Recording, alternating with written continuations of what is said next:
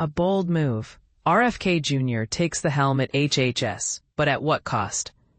In a surprising turn of events, Robert F. Kennedy Jr. has assumed leadership of the Department of Health and Human Services, HHS, causing waves of concern among public health experts.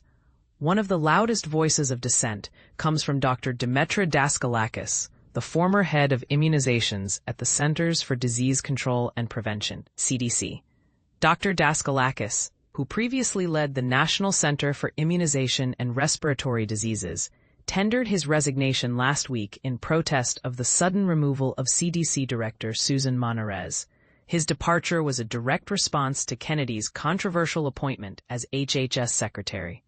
In his resignation letter, Daskalakis expressed grave reservations about Kennedy's leadership over both the HHS and the CDC. "I only see harm coming," Daskalakis confided to ABC News' This Week. Co-anchor Martha Raddatz, referring to the potential consequences of Kennedy's tenure. "Based on what I've seen and heard, the new members of the Advisory Committee for Immunization Practices, ACIP, seem intent on dismantling vaccination programs. But here's where it gets controversial. Under Kennedy's guidance, the CDC recently revised its recommendations for the new COVID-19 vaccine, limiting its distribution to individuals aged 65 and older, as well as those with pre-existing health conditions. This decision has sparked confusion and frustration among those who do not fit these criteria but still desire the latest vaccination. According to Daskalakis, the line separating political ideology from scientific evidence has become blurred under Kennedy's leadership.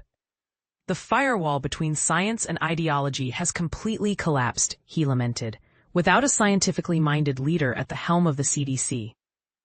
Our ability to collaborate effectively with HHS and implement sound public health policies will be severely compromised. And this is the part most people miss. Dr. Richard Besser, the former acting CDC director and current president and CEO of the Robert Wood Johnson Foundation, shares Daskalakis' concerns. He fears that the recent upheaval at the CDC will have dire consequences for the nation's public health infrastructure. The CDC plays a pivotal role in safeguarding Americans from public health threats, Besser explained to Raddatz. With the director ousted and key leaders departing, I worry about our readiness for future crises, whether they stem from natural disasters, emerging infectious diseases, or another pandemic.